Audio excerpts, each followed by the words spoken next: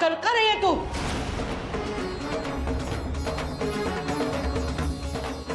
कहाँ जा रही है? अम्मा जी मेरा दिया बुझ जाएगा। मैं ना चलने दूंगी तो रही सब ढकोसला। अम्मा जी एक दिया ही तो जलाना चाहती है ये। क्या इसकी भक्ति के लिए, इसकी आस्था के लिए हम इसे इतना भी नहीं करने दे सकते? अरे तू चुप कर बहुरिया, चुप।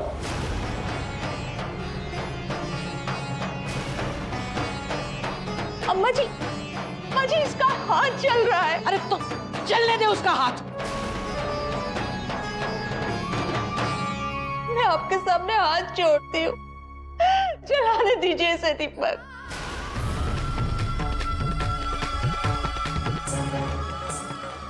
जा बिटिया, बिटिया जा ना, तो जल्दी जा। कर रही है तू बहुरिया, क्या कर रही है?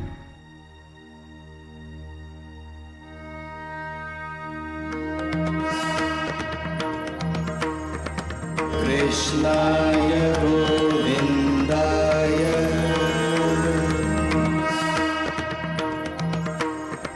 कृष्णाय गोविन्दाय गोपीजनवल्लभाय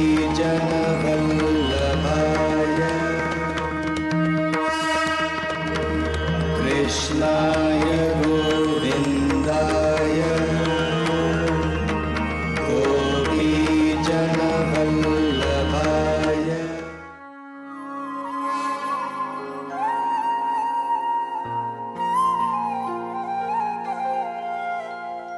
मैं जानती हूं मेरा डर निराधार है, क्योंकि जब तक आप उनके साथ हैं, उनके साथ कुछ बुरा नहीं हो सकता।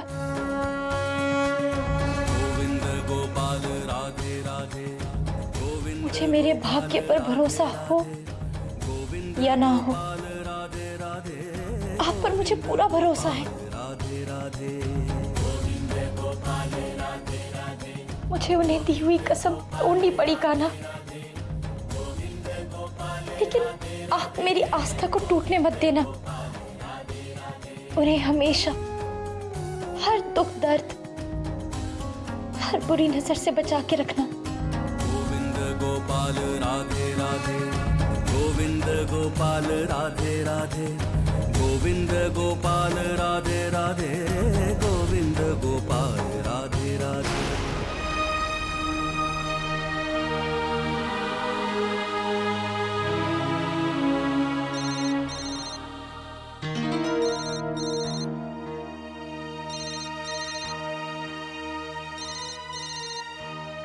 हेलो हेलो देव।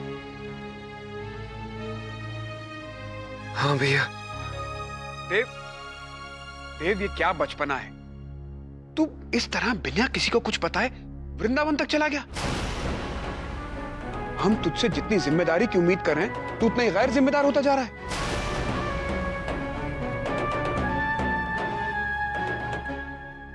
देव देव, कुछ तो बोल।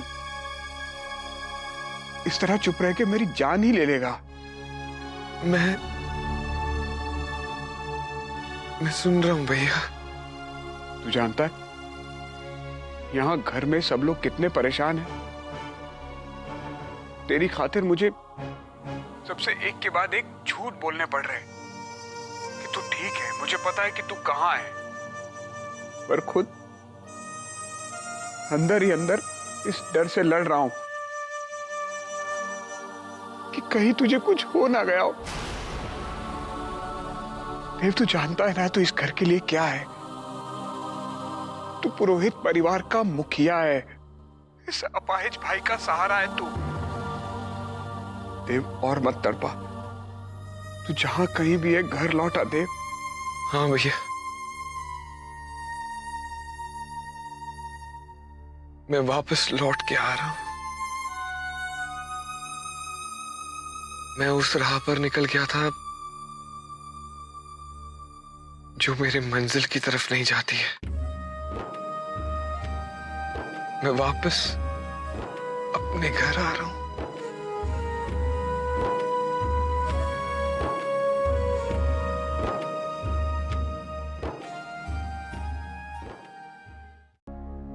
उन्हें आने में शायद देर हो जाएगी अम्मा जी।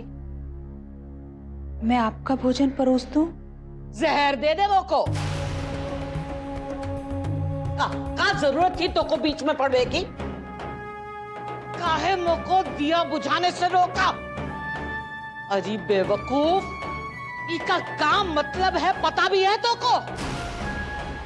अखंड दीप जलाना, सुबह से रात तक उसका ख्याल करना, ये सब का मतलब दूजा होवे।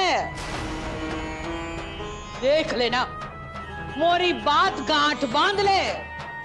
जो दीपक बचावे की तू कोशिश करे है ना, वही दीपक की आंच से तो बिटिया का घर फूंक डालेगी वो करम जल्दी। अम्मा जी, बात को बढ़ाने से क्या फायदा? वो दिल्ली से वापस आ गई है, जो हम चाह रहे हैं मान रही है, और हम एक दीपक को लेकर।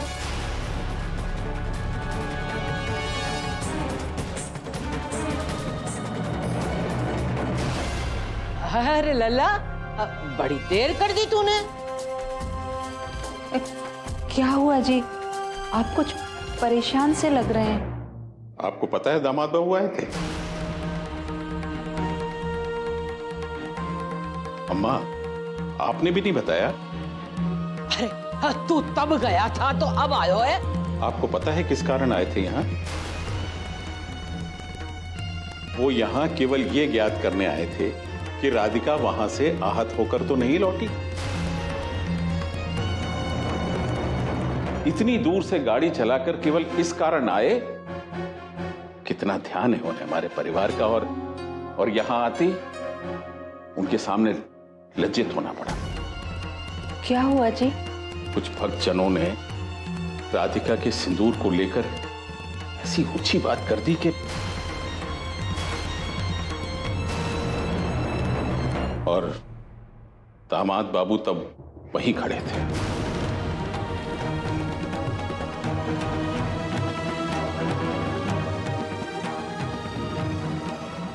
ये छोरी का स्वांग जितनी बेइज्जती करवाए उतनी कम है।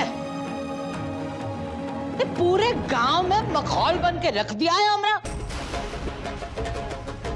मैं तो को कह देती हूँ लल्ला, तो कोई छोरी का कछु न कछु करना ही पड़ेगा। अम्मा, मुझे लगता है इस घटना में अवश्य ईश्वर का कोई संकेत है। जिस समस्या को लेकर मैं कुछ समय से अशांत रहा करता था, मुझे लगता है कि अब मुझे उसका समाधान मिल रहा है। कैसा समाधान जी? राधिका का विवाह।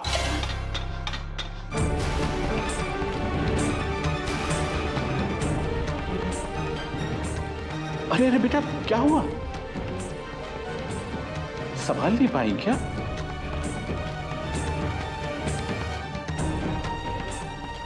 गरम लग रहा होगा, है ना?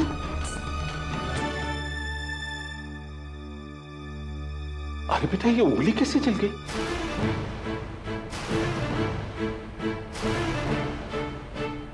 बाबूजी, वो रसोई में चूल्हे पर से बर्तन उतारते समय थोड़ा सा जल गया। बेटा, ध्यान से कार्य किया कर। जी बाबूजी।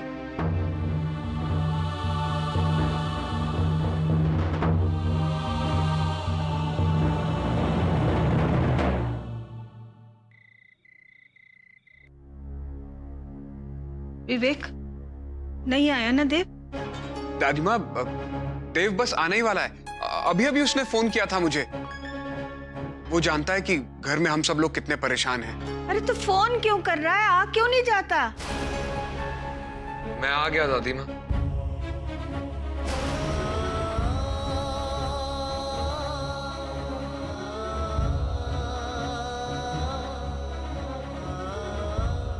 क्यों रे, कहाँ भटक रहा था सारा दिन?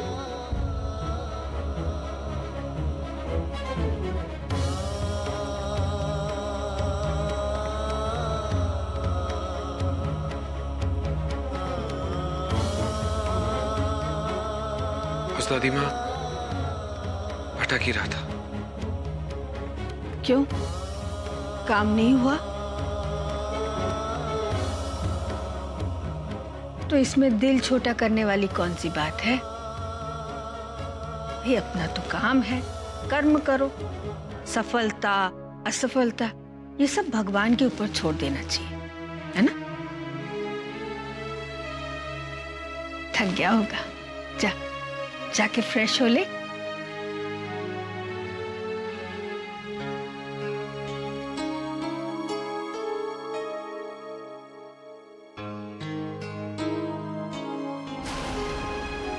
मुझे माफ कर दीजिए भैया, मुझसे गलती हो गई। मैंने आप पर अविश्वास किया, आपको पूरा दिन परेशानी में रखा। पर भैया मैं आपसे वादा करता हूं, आज के बाद मैं आपको कभी भी परेशान नहीं करूंगा।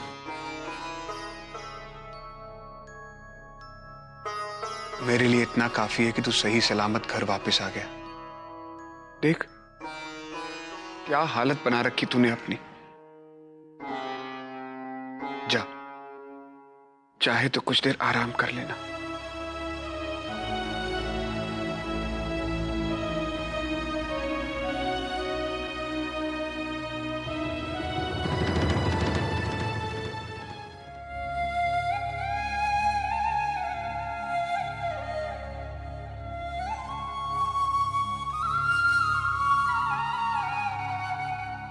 लल्ला, हरियाली अमावस्या कब है?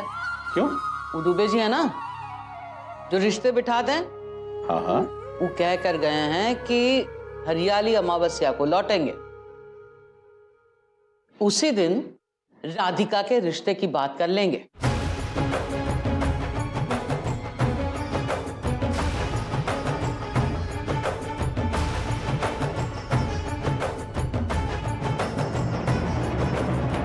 तूने इतना अच्छा निर्णय लिया है तो फिर देर काहे की?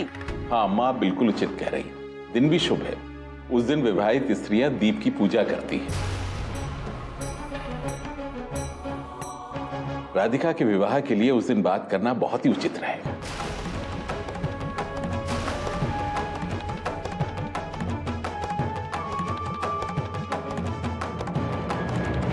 क्या बात है देवकी जी, आपको हमारा ये विचार उचित नहीं लगा?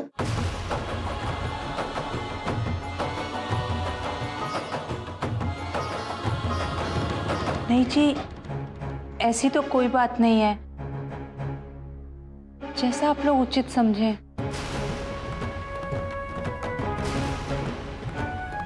तो फिर तय रहो। अरे दुबे पंडित से बात करके राधिका का रिश्ता तय कर देंगे।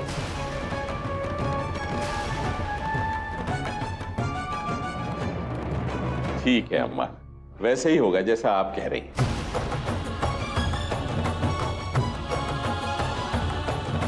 नहीं बाबूजी,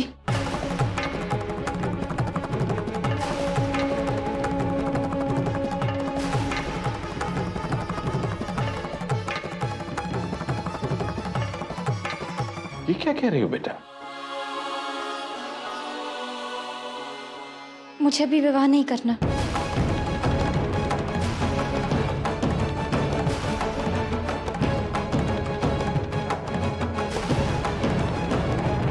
अरे लेकिन क्यों? कब तक अविवाहित रहने का विचार है? कभी न कभी तो तुम्हें ये... मैं शादी नहीं करना चाहती।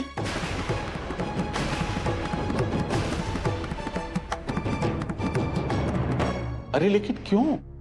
तुमने देखा ना मंदिर में कैसी कैसी बातें करते हैं लोग। एक पिता की विवाह योग्य कन्या घर में कुंवारी बैठी रहे तो समाज के लोग किस दृष्टि से देखते हैं उन्हें? बाबूजी, आप सबको समझा देंगे। पहले भी तो आपने... पहले की बात और थी राधिका, अभी तो हमें तुम्हारा विवाह करके ऋण मुक्त होना है बेटा। क्यों बाबूजी? क्या मैं आपके लिए बोझ हूं?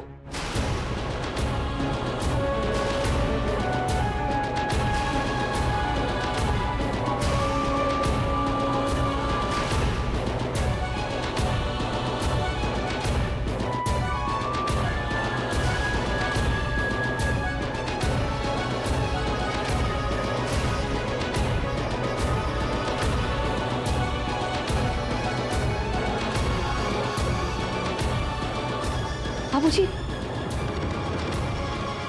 ये छोरी हमें डुबा कर ही मानेगी। बाबूजी,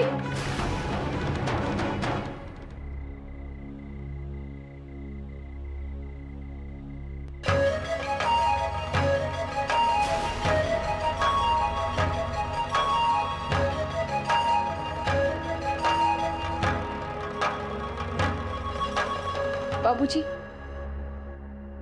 मुझे क्षमा कर दीजिए। मेरे मुंह से निकल, मेरा वैसा कोई मतलब नहीं था बाबूजी।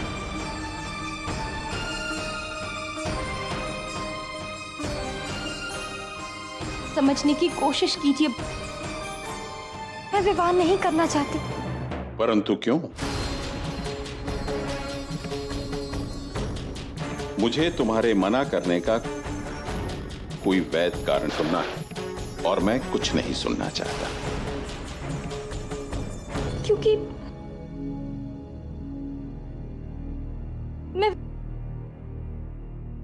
मैं विवाहित हूं।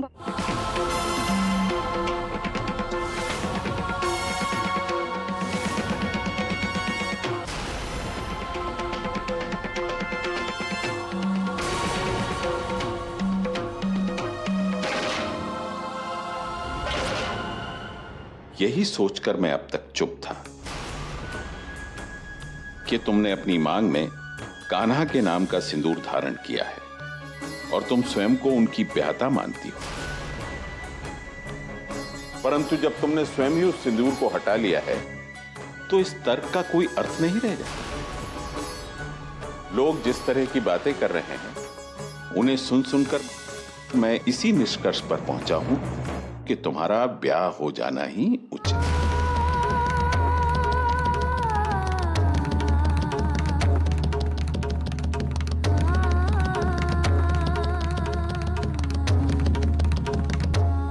तुम्हारा मौन इस बात का प्रमाण है कि तुम्हारे पास कहने के लिए कुछ भी नहीं है। उसके पश्चात भी मैं तुम्हें समय देता हूं।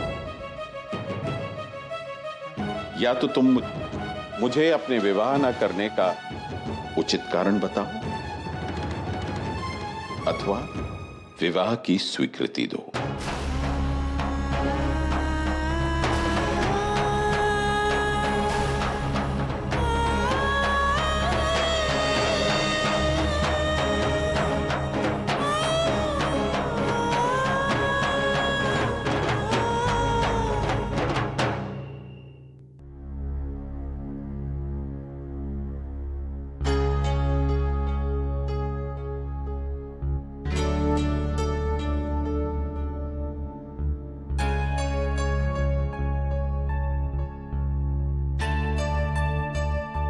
देव, विशाखा का फोन नहीं आया। कहाँ है वो? दादी माँ छोटी बहू मृणालिनी के साथ गई है। लेकिन कहाँ? किसी काम से। दादी माँ आ जाएगी वो, बस मैं खाना खाकर फोन करता हूँ। हाँ दादी माँ, आप परेशान ना हो। परेशान कैसे ना हो? दोपहर से गई है, संध्या बाती के लिए भी नहीं आई। बड़ी बहू ना छोटी बहू को बिल्कुल अपने जैसा बना रही है। बड़ी बहू के पास तो जल्दी लौटने की कोई वजह ही नहीं है, लेकिन छोटी बहू को तो संध्या आरती का ध्यान रखना चाहिए चाची माँ। मैं बात करूंगी आज उससे।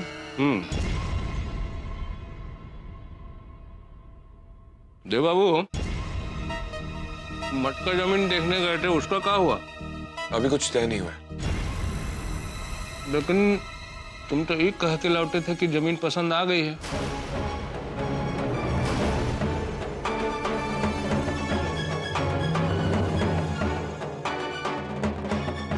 जी, वृंदावन की। वृंदावन में है तो तुम वृंदावन गए थे। हम तो कहते हैं वृंदावन में ही मठ बना लीजिए।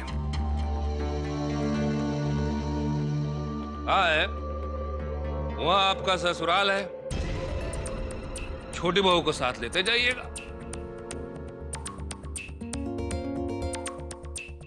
अपना परिवार में रह के सीख लेंगी कि कैसे किया जाता है घर का काम और कैसे बना जाता है अच्छी बहू।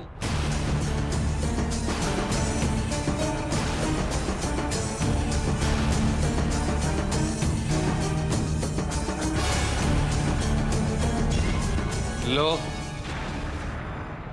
वृंदावन का नाम लिया और वृंदावन की वासी छोटी बहू पधार गई।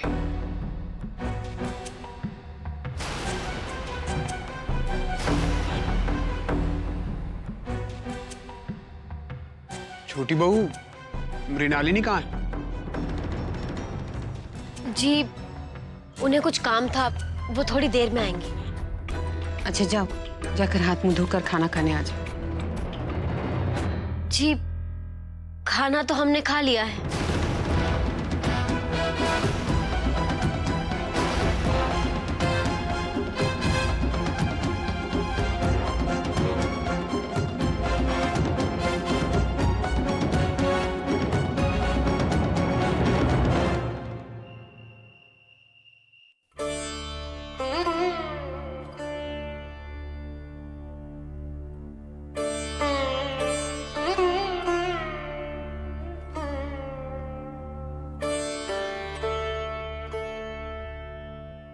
भोजन कर लीजिए जी। मैं जानती हूँ आप राधिका से बहुत गुस्सा है,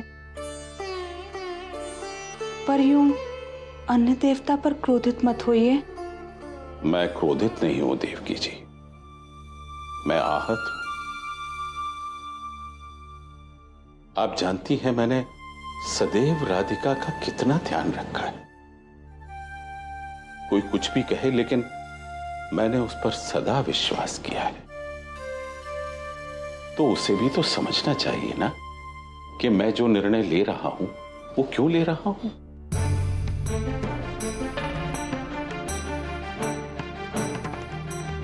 उसके सिंदूर धारण करने और हटाने पर लोग तरह तरह की बातें करते रहे। मुझे ऐसा प्रतीत होता है कि कहीं उस पर विश्वास करके मैंने कोई भूल तो नहीं की।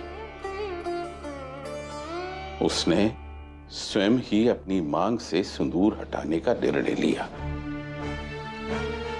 इसका क्या अर्थ होना चाहिए?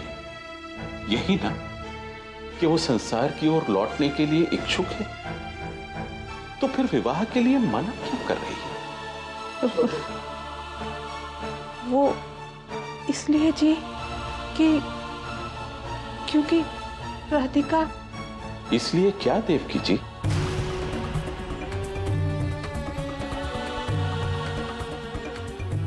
देवकी जी, अब आप कोई कारण बनाने का प्रयत्न ना करें।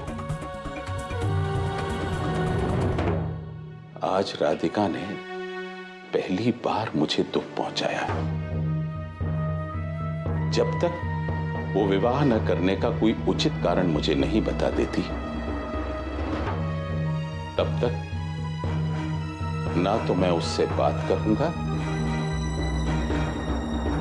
और ना ही भोजन करूंगा।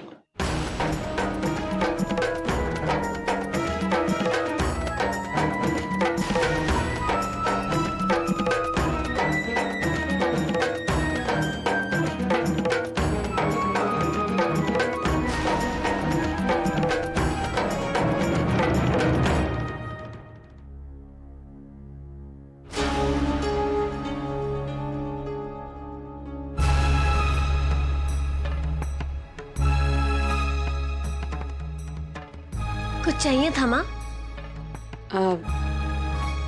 हाँ, चाहिए तो था तुम्हारा कुछ समय। कहिए ना माँ। छोटी बहू, तुम कब अपनी जिम्मेदारियां संभालना शुरू करोगी?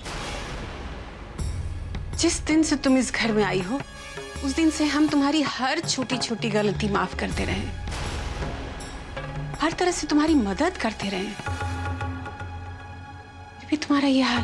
माँ, वो तो आज उठने में देर हो गई, वरना। तुम ये क्यों भूल जाती हो कि तुम एक राजपुरोहित की पत्नी हो? तुम्हें तो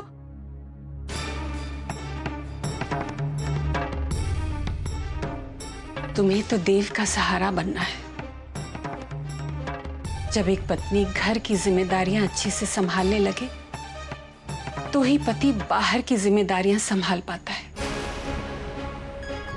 और तुम्हें तो पता है ना कि देव के ऊपर पुरोहित ट्रस्ट की कितनी सारी जिम्मेदारियां हैं।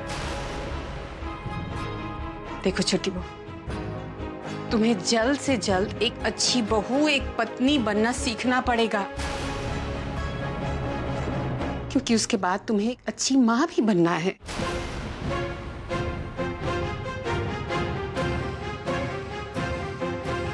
तुम्हें तो नहीं, अब इससे ज्यादा मैं तुम्हें नहीं समझा सकती। अब जो कुछ समझना है तुम्हें खुद समझना है।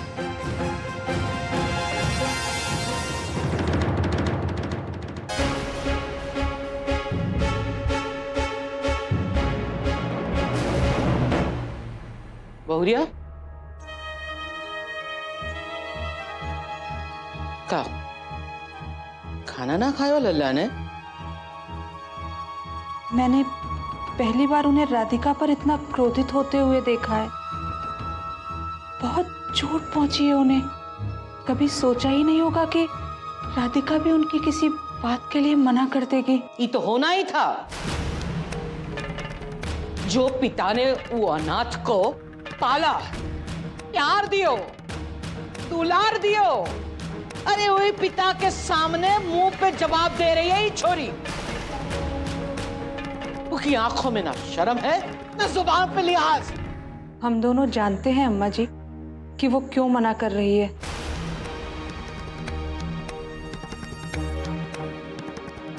ना ना, मो को कुछ ना पता।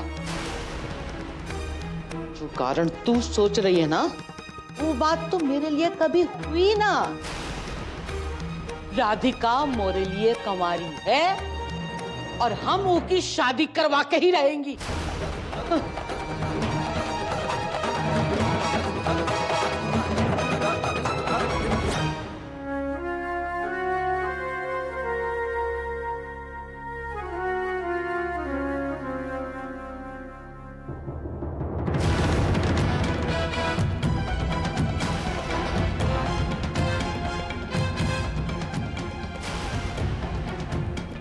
तू जितना कर सकती थी कर चुकी। तो को लाख बार समझाया है और तू खुद भी जानत है, जब तक तू सुहागन अपने आप को समझेगी तब तक विशाखा का जीवन ना बच सकेगा। तू विशाखा की जगह लेगी? अरे तू घर की नौकरानी भी ना बन सकत है। तो को धक्के मार के निकाल दिया था वो घर से, भूल गई का? काहे मिटा दिया माथे का सिंदूर? और आज जब लल्ला तुझे शादी की बात कर रहा है तो तू मुंह पे पलट के जवाब दे रही है। पता भी है कि लल्ला ने अभी तक खाना भी ना खाया है। कान खोलकर सुन ले छोरी, कल सुबह तू सबसे पहला काम ही करेगी, जाकर लल्ला को अपने मुंह से बोलेगी कि तू शादी करने को राजी है।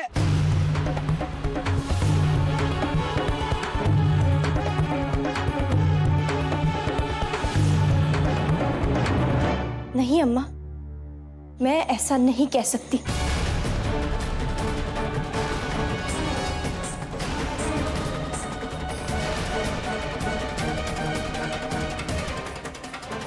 क्या बोली तू? क्या बोली तू? आपको बाबूजी को समझाना होगा। मैंने आपसे और माँ से पहले भी कहा है कि मैं विशाखा के वैवाहिक जीवन में कभी अड़चन नहीं बनूंगी, लेकिन अपनी वो बात साबित करने के लिए दोबारा शादी नहीं कर सकती। एक लड़की अग्नि को साक्षी मानकर 7 फेरे लेती है, 14 फेरे नहीं।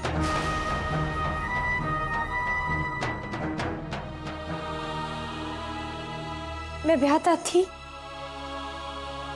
और हमेशा रहूंगी।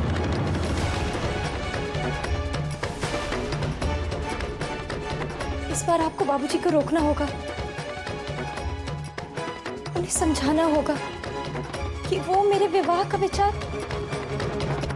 त्याग दे।